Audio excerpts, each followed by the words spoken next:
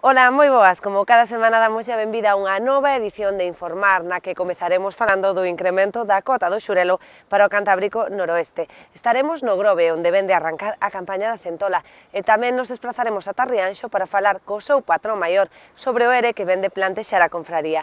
Estes temas e máis, hoxe aquí en Informar. Comezamos. O saber da tradición, o esforzo do día a día e a paixón polo ben feito marcan a calidade e o sabor dos produtos do mar de Galicia, porque Galicia sabe. Galicia, o bo camiño.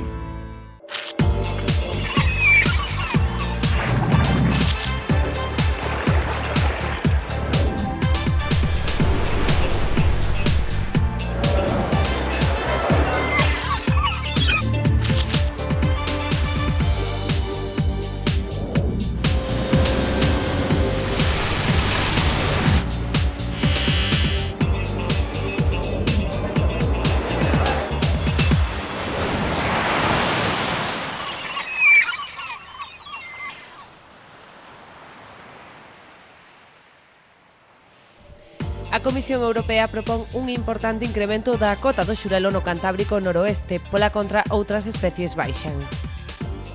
Moderado arranque de campaña da centola na lonxa do Grove, as primeiras capturas roldaron os 18 euros o quilo. A confraría de Rianxo plantexou un ERE para manter a situación ante a grave crise económica que atravesa o sector.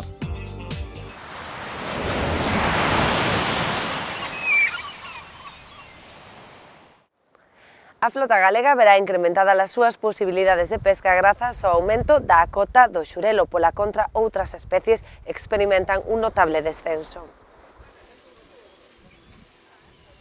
Os totais admisibles de capturas en augas comunitarias para o próximo ano contemplan importantes subas nalgunhas especies clave para a flota galega. Na zona, Oitavacé disporase de 17.250 toneladas desta especie, o que supón un incremento dun 27% con respecto á presente campaña. A novena dende Fisterra cara ao sur tamén incrementa a súa cota, aínda que en menor medida. O TAC pasa de 59.500 toneladas a 65.583, que se poderán capturar o próximo ano.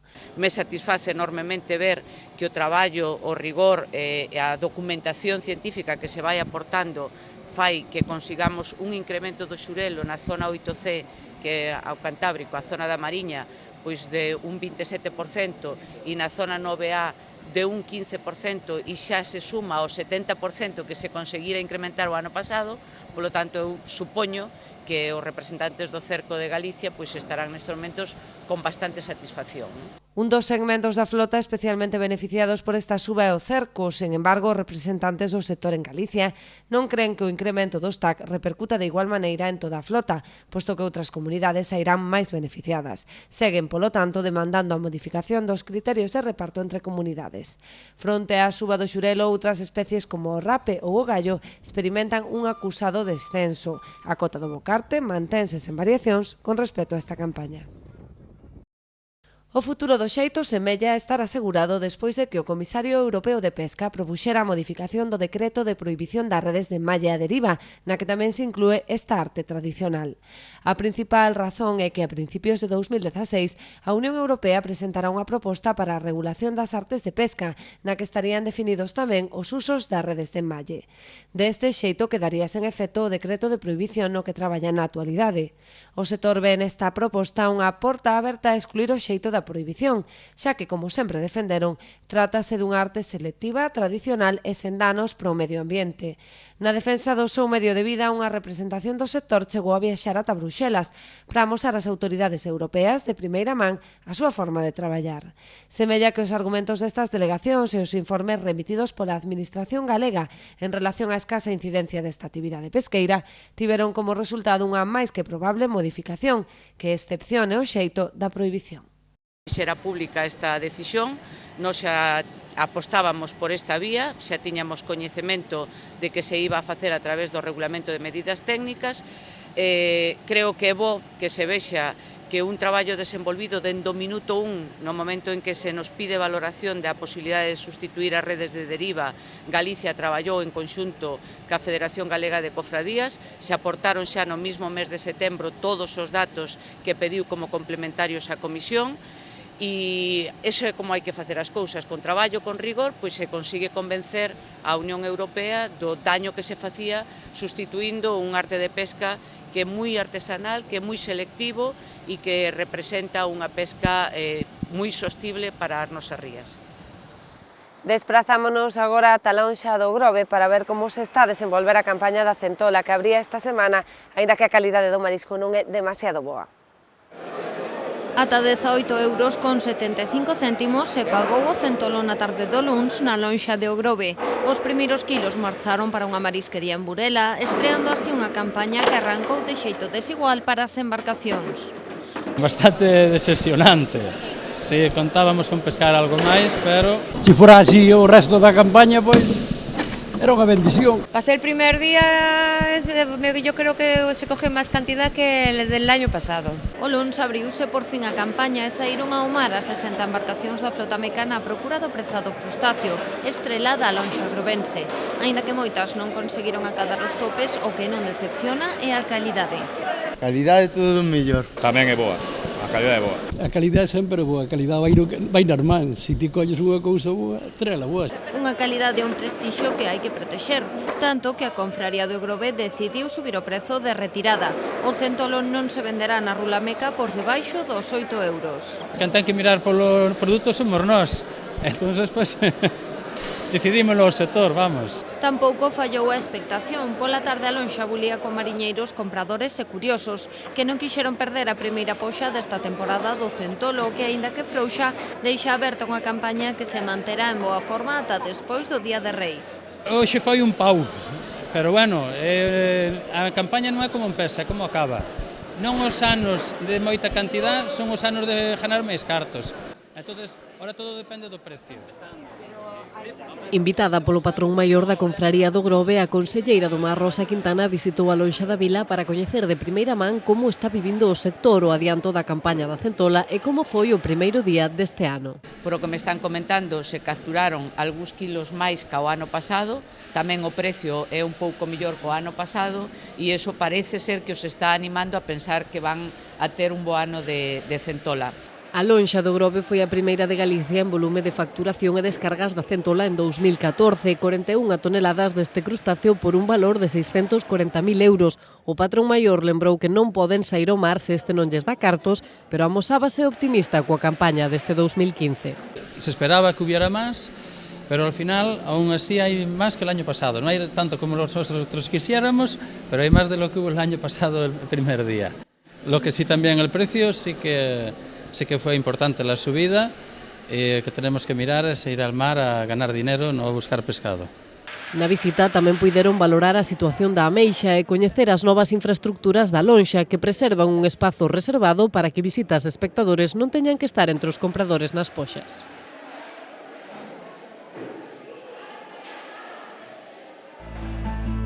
O saber da tradición,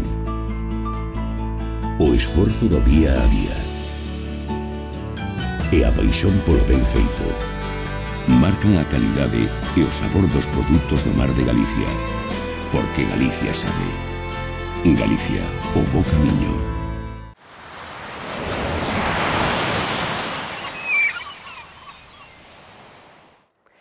Como xa fixeran outras moitas confrarías da Arousa, o Pósito de Rianxo tivo que recorrer a un ERE debido á mala situación económica que atravesa o sector. Como xa acontecera con anterioridade noutros pósitos da zona, a mala situación económica levou a Xunta Directiva da Confraría de Pescadores de Rianxo a poñer en marcha un expediente de regulación de emprego. A medida, que comezou a facerse efectiva a primeiros deste mes de novembro, afectará aos 11 traballadores do pósito, que verán reducida a súa xornada laboral e tamén os seus soldos. Segundo explicou o propio patrón maior Miguel Ángel Iglesias, trátase dunha situación xa insostible, derivada fundamentalmente da caída de ingresos pola baixa no prezo do marisco e tamén pola escaseza do recurso. O motivo do ERE é porque levamos varios anos xa dando pérdidas chegamos á conclusión de que a mellor fórmula de recuperar o pouquiño a cofradía era facer un ERE, reducir gastos de outras cousas. Antes de votar a xente, preferimos facer o que é unha rebaixa de sueldos o que é jornada. Aquí hai 11 traballadores, o malo que hai 2 vigilantes que foron contratados novos que están con salario mínimo e eses non se vai a ejecutar nada porque non estamos pola labor de rebaixar máis os salarios a xente, mas que non se pode tampouco. Pero eses 2 non están con salario mínimo e xa non se vai tocar. Depois entrarían os outros 9. Entrarían o que é tanto a secretaria como a administrativa. A bióloga non entra porque está subvencionada.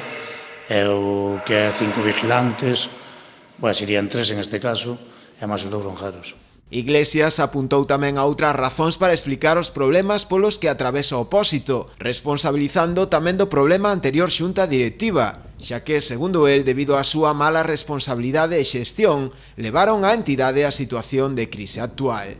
Aquí, fíxose, cando foi as vacas gordas, como se chamaban, aquí diseñouse unha cofradía para facturar unha cantidad de cartos determinado, contando que os lombos iban ben, contando que o marisco da cofradía iba ben, había abundancia de cartos, como se dicía daquela, que todo o mundo vivía por riba, un poquinho por riba das súas posibilidades.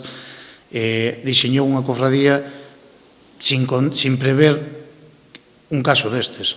O problema é que fixo,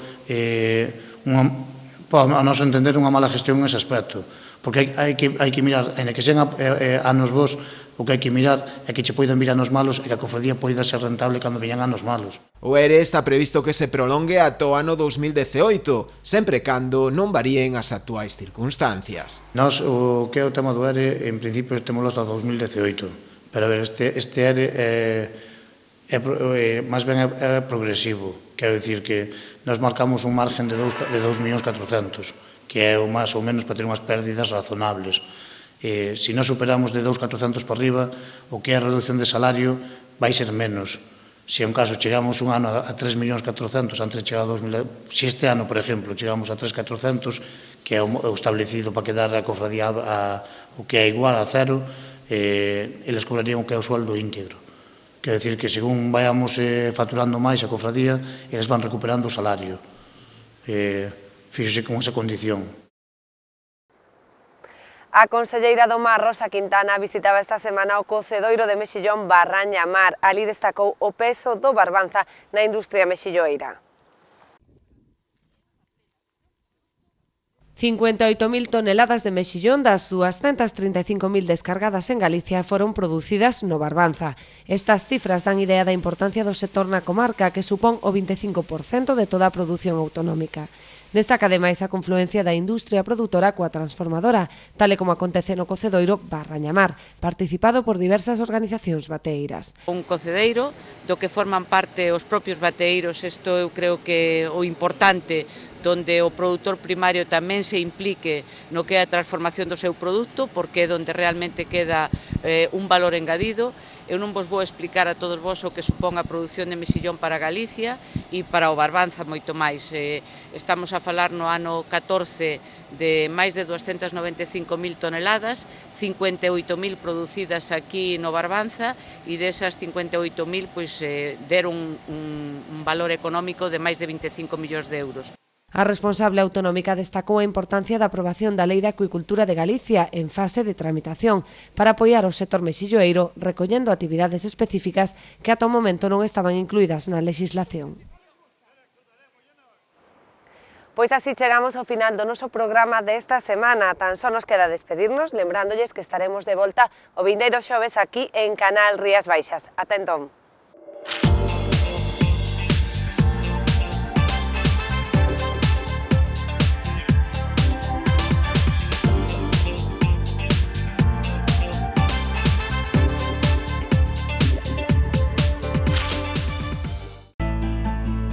O saber da tradición,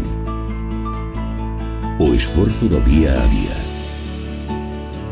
e a paixón polo ben feito marcan a calidade e o sabor dos produtos do mar de Galicia, porque Galicia sabe. Galicia, o bo camiño.